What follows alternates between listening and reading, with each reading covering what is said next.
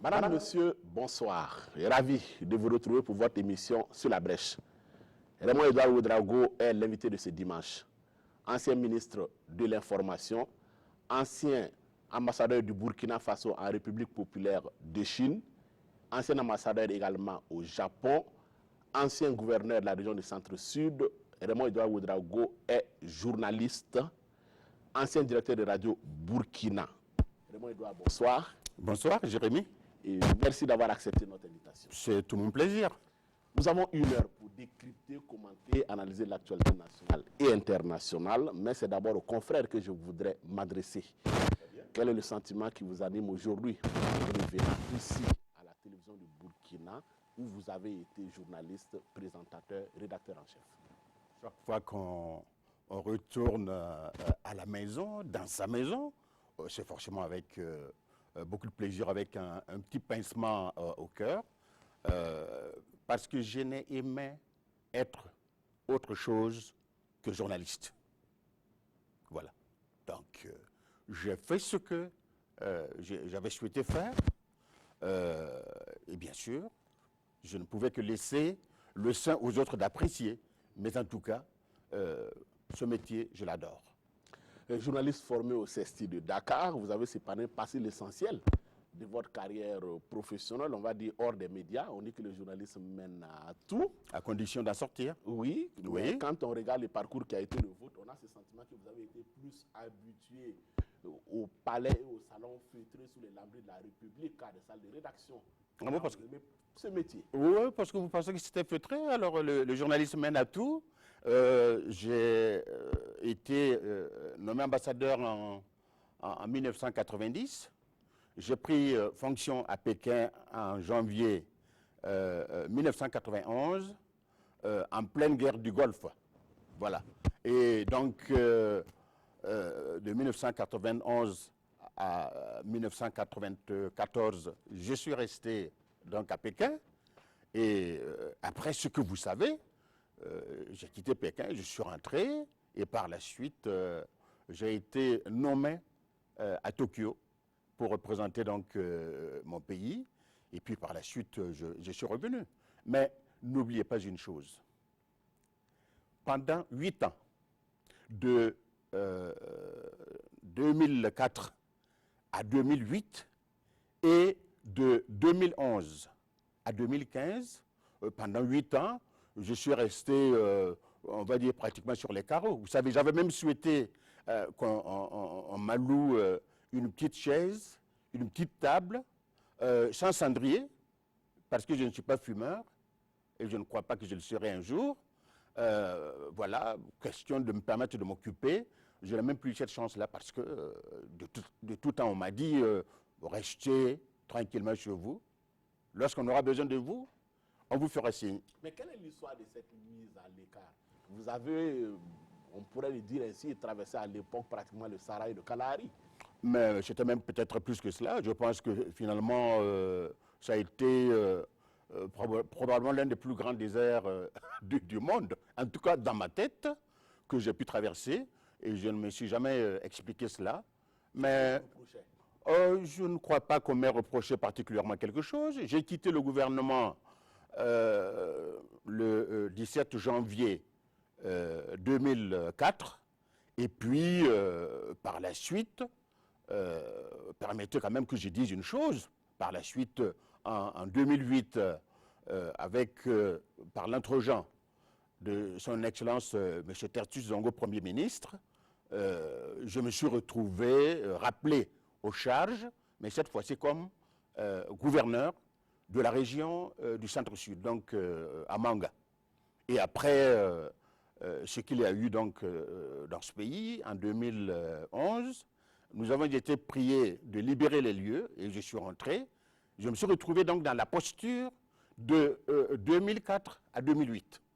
Je ne peux pas me l'expliquer puisque de toute façon, lorsque j'ai posé ça et là des questions, je n'ai jamais reçu de réponse. Donc je suis resté stoïque. Voilà. Droit dans vos bottes. Mais absolument. Voilà. D'accord. Il est communément admis quand même que la liberté d'expression et de presse est un pendant de la démocratie. Bien dans le combat mené pour la libération de la parole publique par des générations de journalistes. Est-ce qu'aujourd'hui, pour ce métier que vous dites avoir aimé tant, vous avez le sentiment d'avoir trahi votre mission en tant que journaliste et en tant qu'intellectuel? Trahi de quelle façon? Est-ce que vous avez été à la hauteur des défis et des enjeux liés à la libération de la parole publique? Vous savez, Jérémy, il faut faire et laisser dire. Je ne sais pas si j'ai été à la hauteur. Je constate simplement sur le terrain que chaque fois que l'occasion m'a été donnée d'assumer pleinement mes charges, moi je les ai assumées. Vous savez, lorsqu'on vient déposer sur le bureau du rédacteur en chef de ce qui s'appelait à l'époque encore la Voltaire Vision, un communiqué laconique du gouvernement.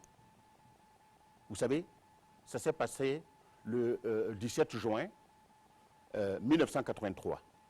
Un communiqué laconique qui dénonçait des manifestations qui se passaient un peu partout dans la ville de Ouagadougou et qui seraient donc téléguidées. Ce que j'ai trouvé à faire, j'ai appelé un certain Georges Zongo, paix à son âme, et je lui ai dit, Georges, tu prends la caméra, tu viens avec moi, et nous sommes sortis parce qu'il y avait déjà beaucoup de jeunes, composés essentiellement d'étudiants, autour, derrière le mur de la maison de la radio à l'époque. Nous avons suivi ces étudiants, nous sommes allés sur le campus, nous avons pris des images, et nous sommes revenus. Dans mon journal télévisé, le soir, j'ai pris soin de lire poliment ce communiqué du gouvernement, et j'ai fait passer en off, comme on dit, des images des manifestations qui se sont déroulées dans la ville de Ouagadougou pour prendre à témoin les téléspectateurs. Naturellement, côté gouvernemental, ça a été très mal perçu, puisque visiblement, il n'y avait pas de gosses manipulés, comme disait le communiqué. Mais je pense que des exemples de cette nature, je pense que j'en ai connu, et ce n'était pas mal. Voilà. Donc, moi, je crois que ce métier, chaque fois que l'occasion m'a été donnée de le pratiquer avec l'art qu'il fallait, je m'y suis employé. Alors, quel regard vous portez aujourd'hui sur la profession, sur la rédaction de cette télévision que vous avez dirigée il y a de cela pratiquement 35 ans? Oui, je pense que Jérémy, vous et puis les autres, vous avez certainement eu à amasser, donc à constituer un bagage beaucoup plus important que celui que nous avions eu à l'époque. Maintenant, la question est, qu'est-ce que ça donne au finish? Le produit, c'est quoi? J'ai quelque part le sentiment que, à l'heure actuelle, ce qui se passe ne représente in fine qu'une infime quantité de ce qui devrait être fait sur le terrain. Franchement, je trouve que les initiatives, elles sont là, elles sont bonnes, mais je trouve qu'elles sont insuffisantes. À notre époque, vous savez, hein, on ne souhaitait pas bon appétit aux téléspectateurs. Non, c'est joli, c'est poli, mais on n'a pas besoin de souhaiter bon appétit voilà, aux téléspectateurs. Moi, je n'avais pas besoin, en tant que journaliste présentateur, parce qu'il y a eu un événement malheureux, de présenter les condoléances de la télévision à une famille, même si nous sommes en Afrique. Ça n'est pas mon rôle. Aujourd'hui, je vois ça. Moi, j'ai appris que ce pays-là, depuis le 4 août 1984, est passé de la Haute-Volta au Burkina. D'ailleurs, j'entends dire de la Haute-Volta au Burkina Faso, mais c'est une escroquerie. Le pays s'appelle le Burkina. Le Faso n'étant que la forme républicaine. Mais j'entends sur les plateaux des gens dire la Côte d'Ivoire et le Burkina Faso, le Mali et le Burkina Faso. Bah, ça, ce sont des choses qui étaient quand même encadrées. Et nous nous entendions sur un minimum pour ne pas qu'il y ait quand même plusieurs discours au sein de la rédaction. Bon, ça, ce sont des choses comme ça. Nous prenions des initiatives.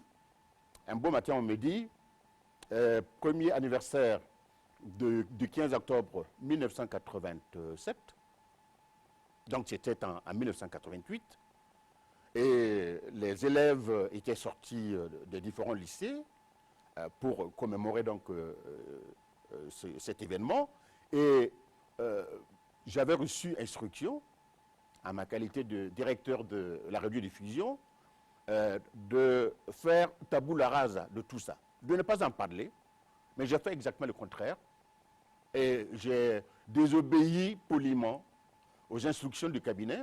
Et j'avais fait amener donc des reporters sur le terrain qui ont rencontré les étudiants, les élèves. Et lorsqu'ils ils ont été vus sur le terrain, des interviews ont été accordées. Et une fois qu'ils ont accordé ces interviews-là, ils ont dit, écoutez, notre message est passé. Et donc, à partir de ce moment-là, il n'y a vraiment plus de raison particulière de continuer à manifester en ville. Parce qu'au moins, on nous a pris au sérieux. Vous voyez, ça, ce sont des choses, Jérémy. Je pourrais multiplier à profusion les exemples. Mais je vous dis que ce sont des choses qui devraient pouvoir se faire. Je trouve qu'aujourd'hui, avec des éléments mieux formés dans les écoles, on était en droit de s'attendre quand même à des productions de plus grande qualité. Vous avez un peu ce sentiment que les journalistes, disons en public, ne portent pas suffisamment la plume dans la plaie. Je pense qu'ils le font, mais je leur souhaite d'être un peu plus profond. Vous ne pouvez pas continuer en 2018 de laisser des gens venir sur le plateau en interview, vous posez une question et la personne commence par dire oui, je vous remercie, je remercie la télévision du Burkina de m'avoir invité. Ça, ce sont des choses quand même qui devraient disparaître. Ça s'arrange avant donc l'interview. Parce que ça, non seulement c'est une perte de temps, mais c'est devenu complètement anachronique. Si on vous pose une question, vous répondez directement à la question, point barre. Voilà, c'est comme ça. Donc, il y a quand même un petit travail de nettoyage qui doit se faire. Et ça, je pense que toutes les écoles de communication l'enseignent. Alors, je vous pose la question et je reviens là-dessus en ce qui concerne votre parcours personnel. Oui. Il y a eu justement cette démission collective de 75 membres de CDP pour donner ce qu'on a connu, le MPP. Vous étiez donc de ce groupe-là. Est-ce que votre traversée du désert ou des déserts a-t-il été pour quelque chose dans cette option? Non, vous savez, Jérémy, mon éducation et mon expérience personnelle ne me conduisent pas à descendre, si vous voulez, dans certaines situations aussi facilement. Ce que je peux vous dire, c'est que en 2014, c'est cela, en janvier, en janvier 2004, hein, 2014, c'est ça. Alors, donc, nous avons pris la ferme résolution avec d'autres camarades, donc avec 74 autres camarades, donc de quitter le navire CDP pour aller donc voir ailleurs, c'est-à-dire pour chercher quand même un cadre qui nous permette d'être en conformité avec nos convictions et de ne pas prêcher une chose à gauche et de la pratiquer à droite. Donc, je pense que ce sont des raisons sérieuses qui nous ont amenés donc à quitter ma traversée du désert. Mais vous me voyez, Jérémy, même à l'époque où je traversais ce que vous appelez le désert, d'aucuns me trouvaient même passablement rajeuni. Donc, c'est vous dire que Raymond Ouedraogo a toujours été ainsi. Je ne pense pas que véritablement, pour des raisons bassement subjectives, j'ai pu être amené donc à quitter le CDP pour aller donc au niveau du MPP. Nous l'avons fait de façon intelligente et d'ailleurs, rappelez-vous qu'à l'époque, les raisons pour lesquelles nous avions quitté avaient été exposées et personne ne pouvait dénier le bien fondé donc de ces raisons que nous avions avancées. C'était quand même quelque chose de sérieux. Alors, est-ce qu'aujourd'hui, vous direz, comme Zéphirin Diabré, que vous avez été fier d'avoir travaillé avec Blaise Compaoré? Ce qui est certain, je m'honore d'avoir pu travailler à un moment donné avec le président Blaise Compaoré, parce que, vous savez, si vous traduisez littéralement le titre d'ambassadeur extraordinaire et plénipotentiaire, ça veut dire quoi? L'ambassadeur est le représentant personnel du chef de l'État. Je m'honore qu'il ait pu m'accorder cette confiance-là à un moment donné. D'accord. Alors, je voudrais qu'on aborde une dernière question relative à votre parcours professionnel. Ensuite, on rentre dans la critique de l'actualité. 1990, Nelson Mandela est libéré. Comment est-ce que la question est gérée au niveau des médias? Comment est-ce que vous vivez cela? C'est vrai, c'est un événement majeur que nous avions essayé à l'époque d'exploiter avec le maximum d'efficacité. C'était quelque chose d'extraordinaire. J'assistais à un match de football au stade du 4 août. Hein, et puis, par la suite, donc, quand l'information est tombée, nous avons essayé... 10 février 1990. Voilà, nous avons essayé au mieux, donc, et de suivre et d'exploiter de façon véritablement professionnelle cette information qui était tombée comme cela. Et puis voilà, je ne me souviens pas qu'il y ait eu quelque chose de particulièrement particulier ce jour-là, mais en tout cas pour nous, l'événement massif du jour, c'était la libération donc, de Madiba. Sans transition, je voudrais que l'on aborde l'actualité de la semaine, à commencer par la rupture des relations diplomatiques entre le Burkina et la République de Chine, Taïwan. Vous avez été le dernier ambassadeur du Burkina en Chine populaire avant que le pays ne rompe en tout cas avec Pékin pour se tourner vers Taipei. D'abord sur le souvenir, comment est-ce qu'à l'époque vous avez vécu cela? Ambassadeur en Chine, on rend les relations diplomatiques. Vous êtes dans la posture aujourd'hui de cet ambassadeur de Taïwan au Burkina qui est obligé de descendre son drapeau pour partir.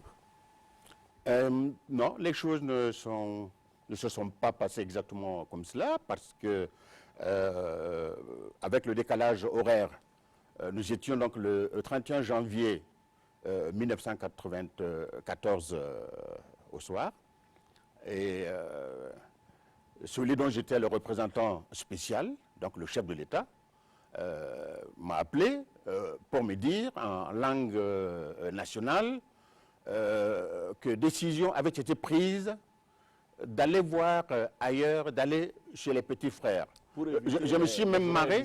Non, je me suis même marré ce jour parce que j'ai dit au président ce jour, oui, je comprends, mais est-ce que ce sont plutôt des cousins? Bon, mes petits frères, mais moi j'avais compris de toute façon.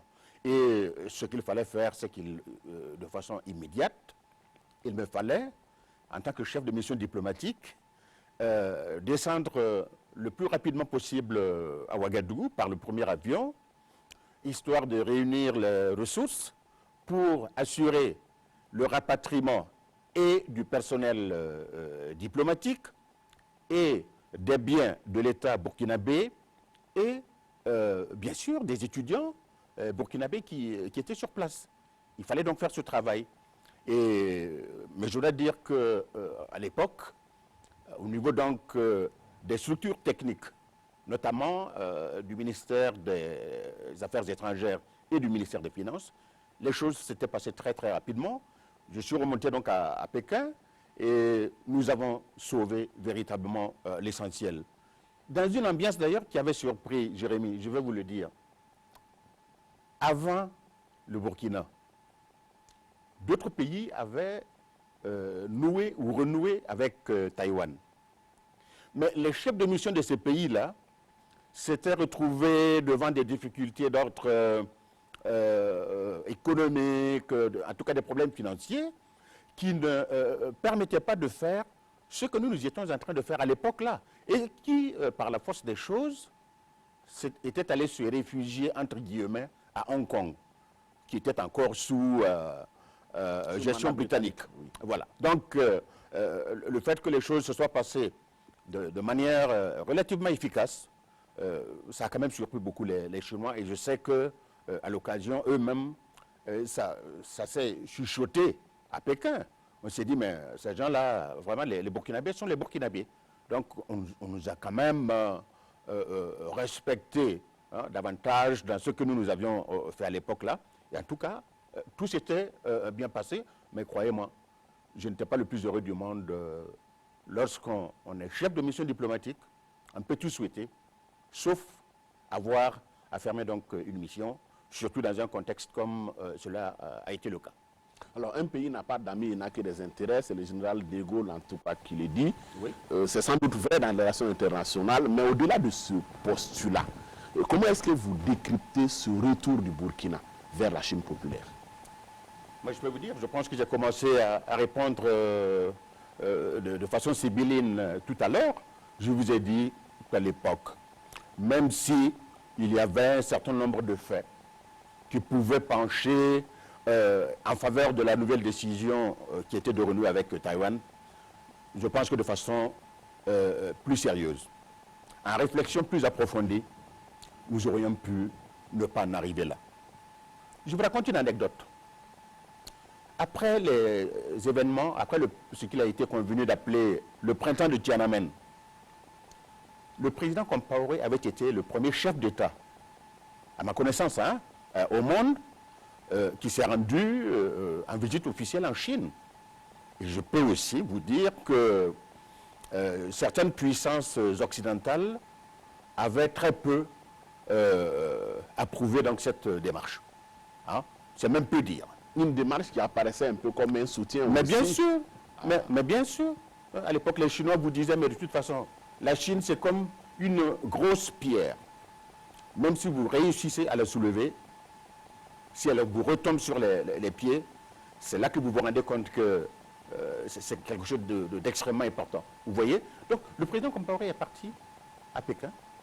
Et, entre-temps, le général Yang Shangkun, qui était le président de la République populaire de Chine, sans doute sur la base d'informations distillées par une certaine presse, qui annonçait l'établissement de relations diplomatiques entre la Côte d'Ivoire et Taïwan, le président chinois s'était donc empressé d'aller en visite à Abidjan, sans doute pour chercher à éteindre l'incendie entre guillemets. Nous avions approché les autorités chinoises à l'époque pour demander un service minimum. Si vous ne pouvez pas, si le président chinois ne peut pas se rendre au Burkina, au moins pour renvoyer l'ascenseur, au moins qu'il accepte de marquer une escale technique à l'aéroport international de Ouagadougou, par courtoisie, ça aurait quand même fait un peu chaud au cœur. Mais, à notre grande surprise, une fin de non-recevoir a été opposée donc à notre souhait, à notre démarche. Et finalement, le président chinois s'est rendu en Côte d'Ivoire, et puis de la Côte d'Ivoire, il est rentré chez lui tranquillement.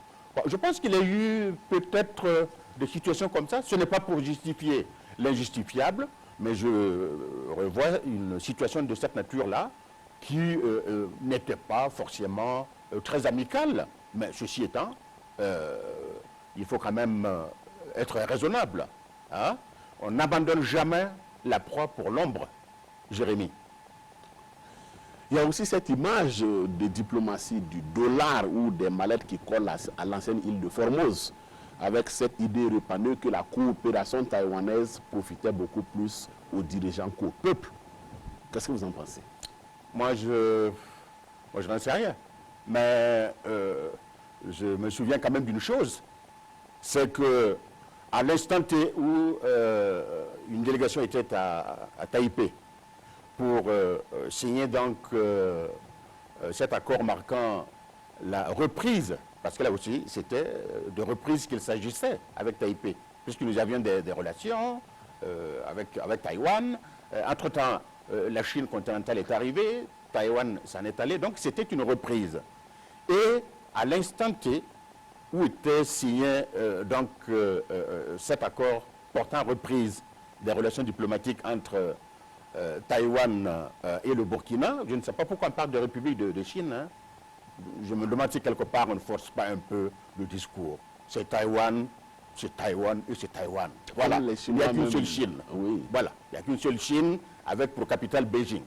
Mais pendant cette délégation au Burkina, Monsieur Koulibaly, cette délégation qui est allée signer, qui est allée donc parapher cet accord, de ce que moi j'en sais, n'est pas rentré les poches vides.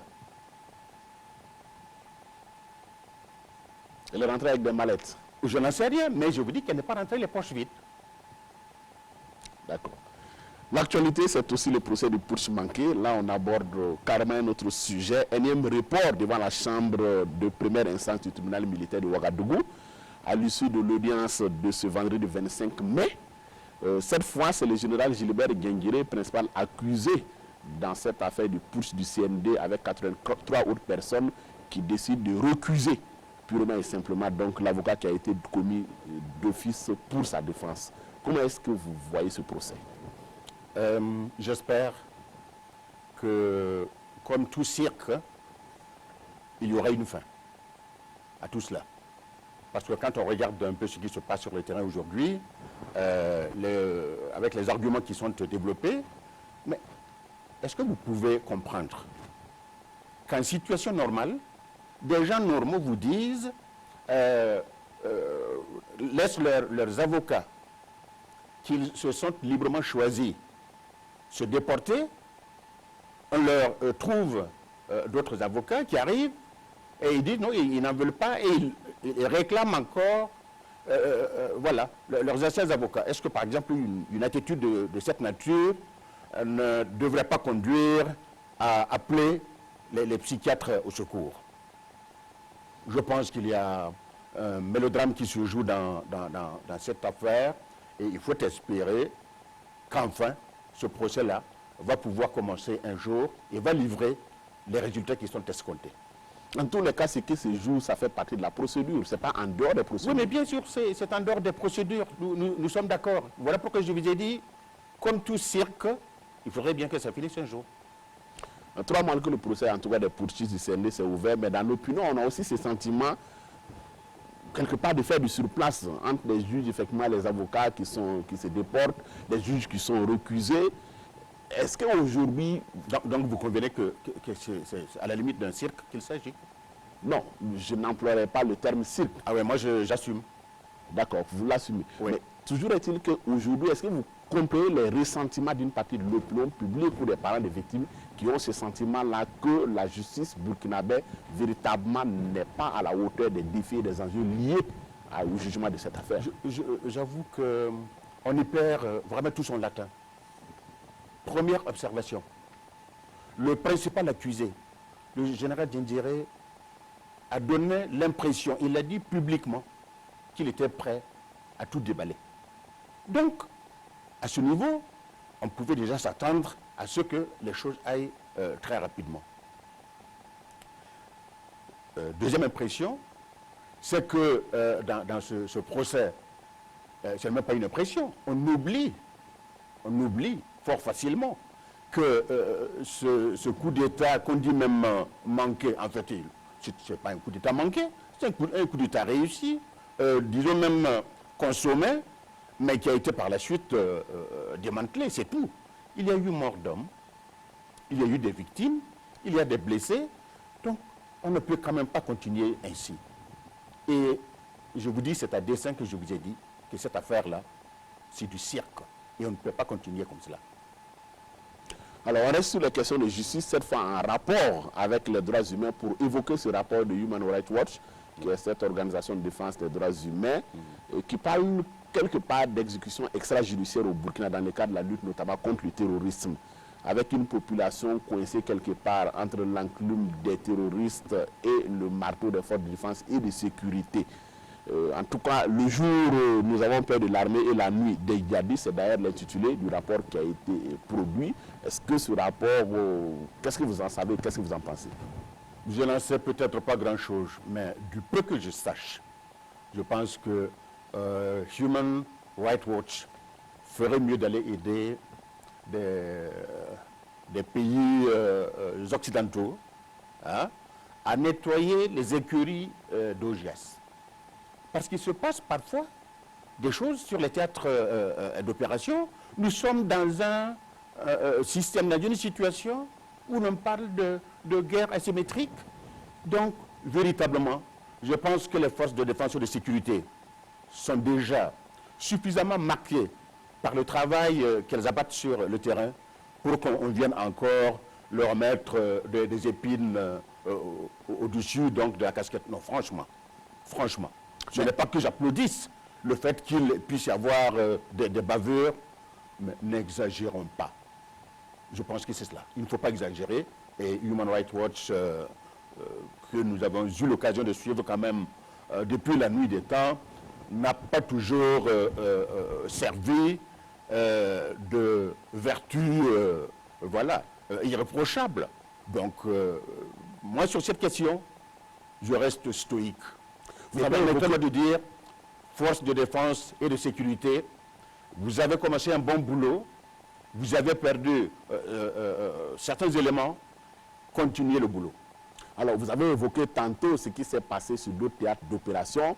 On a par exemple le cas de Guantanamo, on a le cas de torture qui a été opérée par différentes forces de défense et de sécurité ailleurs en Occident. Mais est-ce que ça peut justifier que nous, on aille dans ce sens? Je ne vous ai jamais dit qu'il y a eu effectivement, parce que Human Rights Watch, est-ce que vous avez vu quelque part dans le document qui a été produit une liste exhaustive de personnes avec des images circonstanciées qui permettent de dire qu'effectivement les forces de défense et de sécurité ont commis des bavures sur le terrain? Est-ce que ça a été présenté?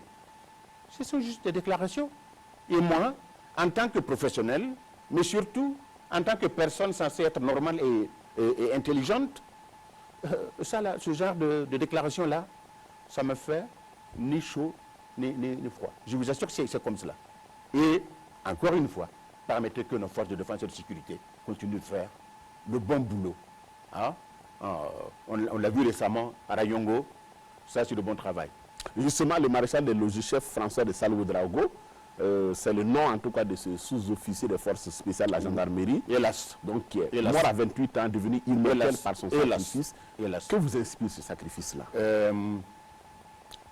On aurait aimé qu'il y ait beaucoup de personnes encore dans ce pays-là, au-delà des grandes agitations, au-delà des discours, on aurait aimé qu'il y ait davantage de Burkinabés qui acceptent de se sacrifier pour le pays.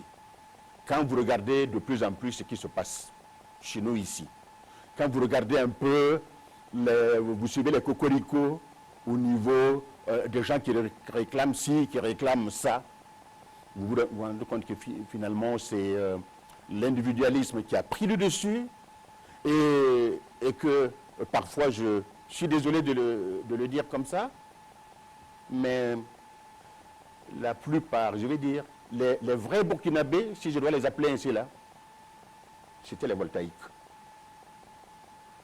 Vous reniez? Non, les vrais Burkinabés, c'était les voltaïques. Je veux dire, les gens d'une certaine génération étaient prêts au sacrifice. Aujourd'hui, il n'y a pas beaucoup de gens, en dehors du grand discours, il n'y en a pas beaucoup qui sont prêts. Ce qu'ils voient, c'est pratiquement, ils veulent que le soleil se lève devant eux, qu'il se couche devant eux, qu'ils aient tout, mais c'est comme ça. Est-ce qu'il faut désespérer pour l'avenir de ce pays? Je vous ai pays? dit une chose, Jérémy Koulibaly. Nous avons aujourd'hui beaucoup de nos compatriotes qui ont la bouche fendue au mauvais endroit. On est prêt à tout. Nous ne pouvons pas développer ce pays-là avec des attitudes nihilistes. Nous ne pouvons pas. Est-ce que de cette analyse, vous avez le sentiment qu'on doit désespérer de l'avenir de ce pays? Je ne peux pas dire qu'on doit désespérer, au contraire. On tire la sonnette d'alarme pour qu'il y ait un ressaisissement urgent et national. C'est ce qu'il nous faut. Nous ne pouvons pas continuer de donner l'impression que, parce qu'on vous dit Burkinabé, mais c'est quand même profond. Des Burkinabés, aujourd'hui, moi je ne suis pas sûr que, en matière de patriotisme, certains de nos compatriotes sont plus, sont plus patriotes, je fais un jeu de mots, que des citoyens de pays voisins. Je n'en suis pas sûr. Parce que Burkinabé, là, ça se mérite. Ça doit se vivre et ça doit se constater du matin au soir, chaque jour que Dieu fait, tout le temps et en tout lieu. C'est ça aussi le Burkinabé.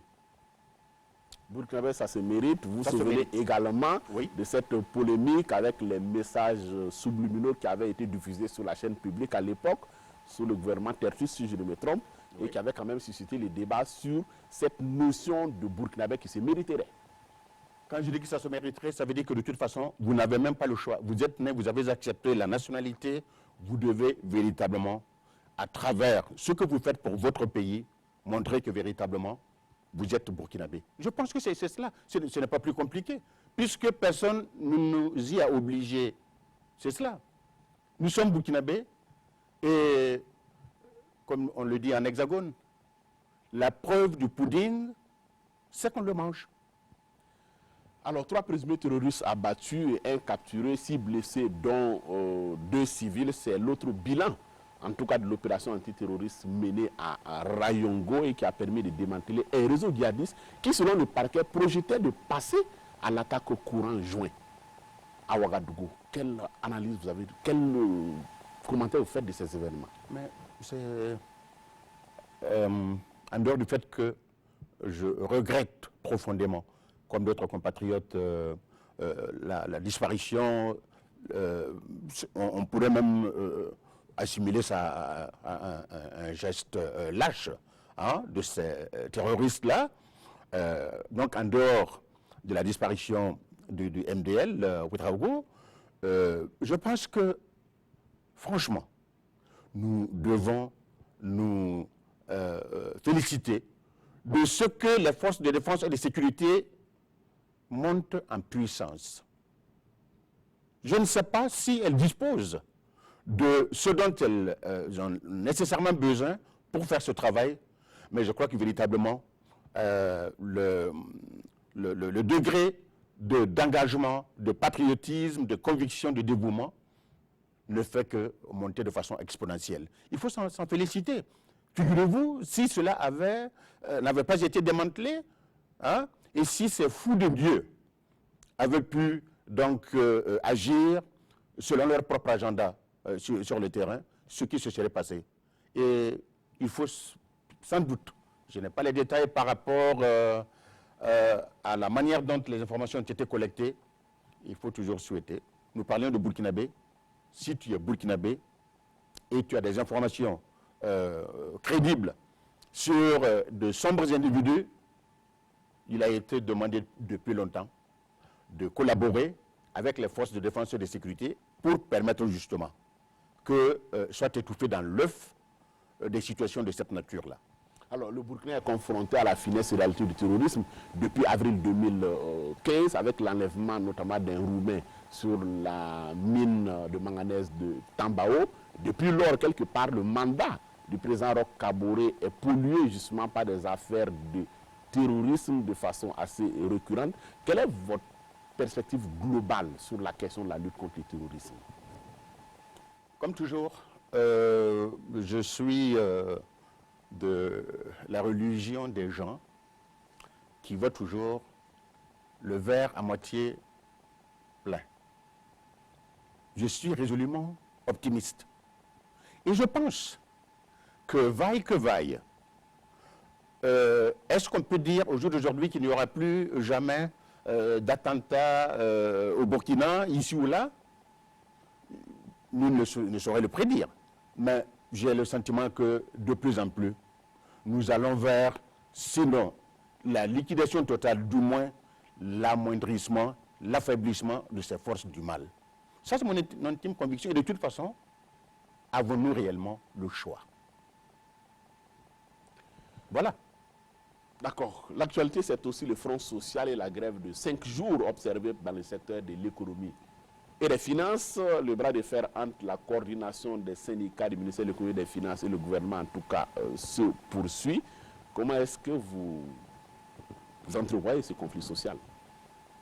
Non, c'est une catastrophe.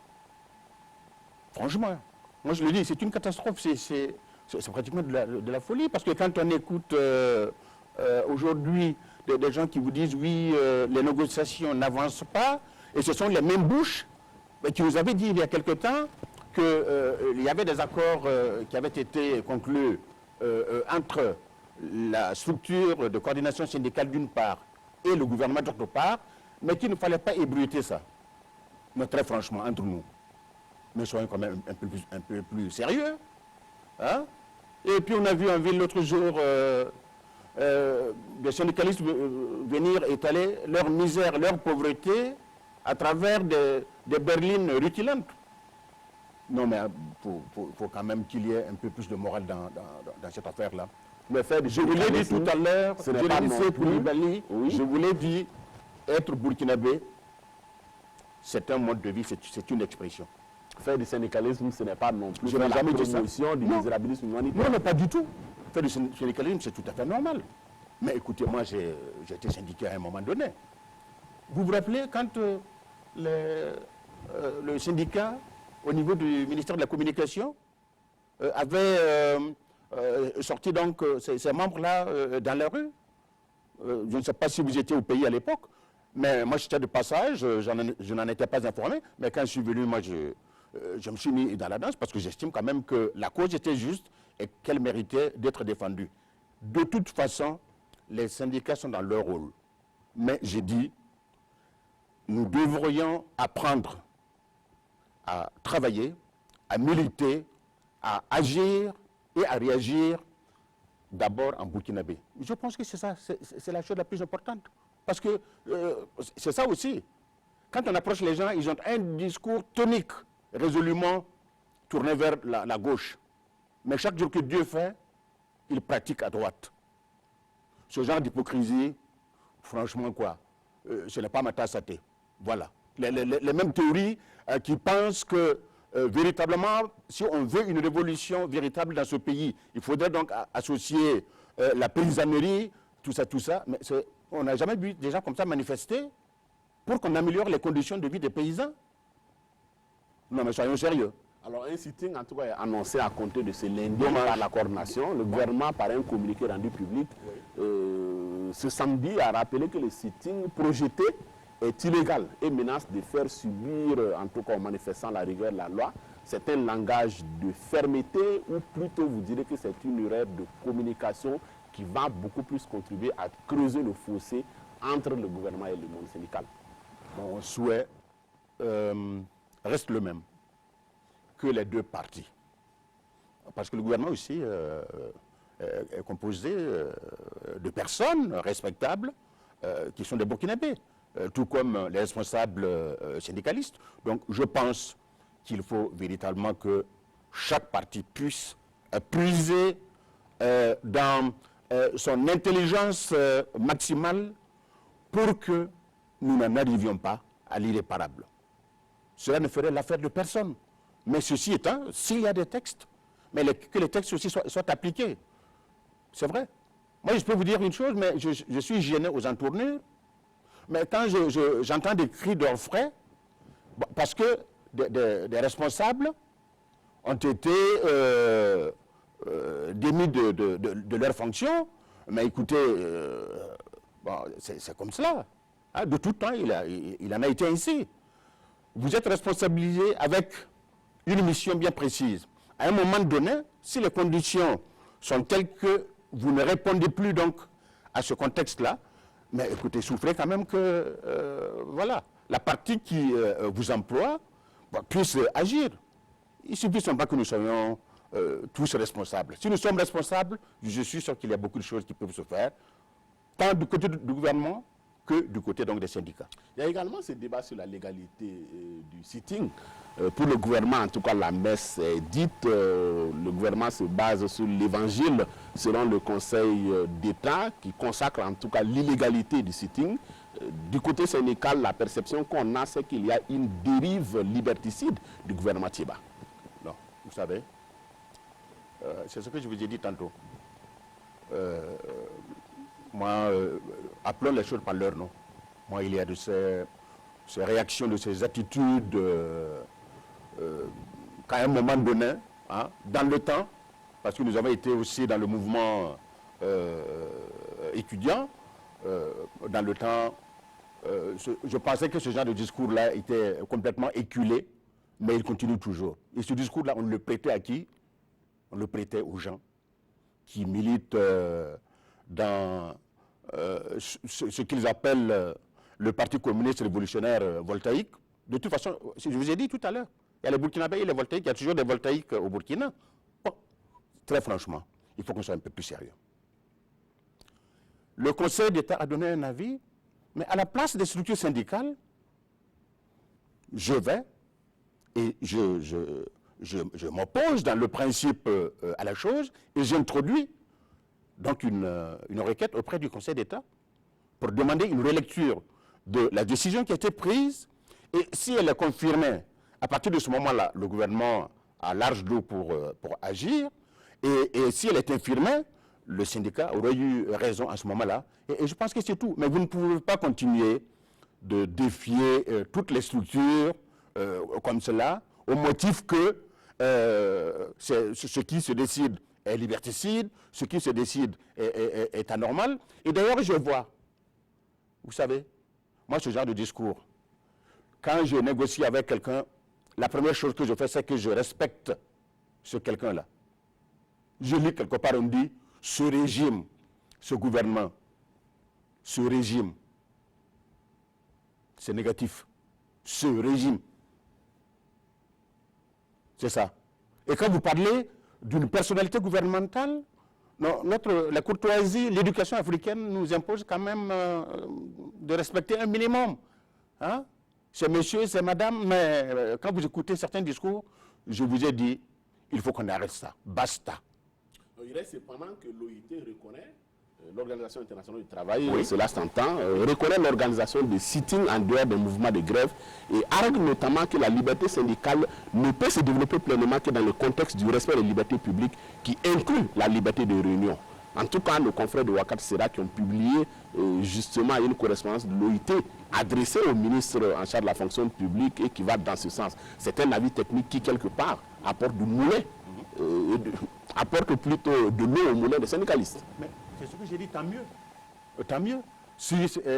Mais maintenant, je ne sais pas si l'OIT émet un avis ou brandit une décision. Je n'en sais rien. Si c'est un avis, je pense que quelque part, il est dit que les avis émis à ce niveau sont repris avec la dimension nationale au niveau de chaque pays, conformément aux réalités de ce pays-là. C'est ce que j'ai cru comprendre. Mais encore une fois, j'ai dit, les syndicats ont le droit d'aller au niveau donc, du Conseil d'État et d'attaquer donc la décision qui a été prise s'ils estiment que cette décision n'est pas bonne. Mais jusqu'à preuve de contraire, je crois qu'il est quand même difficile d'imaginer que le Conseil d'État est composé de plaisantins, de gens qui ne savent pas ce qu'ils font et qui n'aimeraient pas leur pays, je ne crois pas. Alors on reste sur le Front social pour évoquer la grève de 48 heures observée par le SYNICHA, le syndicat national des travailleurs de la santé humaine et animale. Ce syndicat reproche notamment au gouvernement de ne pas tenir ses promesses ni ses engagements. C'est une position qui est quelque part partagée au niveau du monde syndical aujourd'hui et qui explique la difficile relation donc, entre le gouvernement Thiéba et les partenaires sociaux. Comment est-ce que vous analysez? Oui, de toute façon, c'est... au Burkina d'aujourd'hui, je crois que la question n'est pas de savoir qui va organiser un sitting, qui va lancer un mode de grève. Bon, c'est de savoir maintenant le prochain tour, d'où est-ce que ça va venir. Bon, je pense que ce sont des choses comme ça qui se développent. On assiste à des espèces de poupées russes. Et vous savez comment elles fonctionnent. Donc, c'est encastrer tout ça. J'ai cru comprendre que le personnel de santé, avant de servir, prête ce qu'il est convenu d'appeler le serment d'Hippocrate. Prions parce que quand même ce sont des gens qui font un travail formidable, prions simplement pour que le personnel de santé ne passe pas du serment d'Hippocrate au serment d'Hypocrite. Alors, courant juin, la conférence des forces vives sur la remise à plat des rémunérations des fonctionnaires devrait en tout cas se tenir. Il y a 4 organisations syndicales qui ont déjà adressé au président du FASO, en tout cas des propositions qui se sont retrouvées dans la presse, c'est notre rôle aussi. Oui. Alors, des propositions de ces syndicats tournent autour notamment d'un principe qu'ils considèrent eux-mêmes comme principe fondamental, à savoir à diplôme égal, salaire égal, avec en sus des primes de rendement et de motivation pour l'ensemble en fait des fonctionnaires. Une sorte de panier commun ou de fonds commun à répartir de façon pratiquement équitable à l'ensemble des agents publics de l'État. Est-ce que vous avez ce sentiment que c'est une piste de solution qui sème la confusion à la confusion ou bien ça permet d'éclairer les débats? Je vais vous dire une chose, Jérémy. Je pense que si nous sommes vraiment responsables, si nous sommes sérieux, si nous aimons notre pays, nous ne pouvons pas ne pas souhaiter qu'il y ait donc une évolution vers une situation beaucoup plus confortable. Il y aura toujours les uns et les autres. mais que fondamentalement, on ne puisse pas assister à ce à quoi on assiste aujourd'hui. Je pense donc que c'est une démarche qui est tout à fait sage, et je pense que véritablement, les gens vous diront toujours, oui, ce sont des acquis, et une fois que c'est acquis, c'est vrai que ça devient difficile de s'en séparer, mais pour la paix, pour l'harmonie sociale, pour une véritable justice sociale, il faudrait que nous évoluions vers un cadre qui va permettre d'aplanir au maximum toutes ces inégalités-là, parce que nous sommes quand même... À diplôme égal, salaire égal. Et pourquoi pas? Mais pourquoi pas? Salaire égal, mais je ne vois pas ça de façon très mécanique. Vous pouvez, en fonction donc des charges que vous assumez, ici et là, vous êtes dans l'enseignement, vous êtes dans la santé, il est possible qu'il y ait des situations particulières pour lesquelles on peut quand même consentir à relever un tout petit peu ici, plutôt que là. Mais ce à quoi on assiste aujourd'hui, ce n'est pas ça. Et ça, vous le savez très bien. Et je pense que c'est ça qui pose problème. Donc, qu'on évolue courageusement, que les gens acceptent de lâcher un peu pour que, de façon harmonisée et intelligente, nous puissions construire ce pays-là.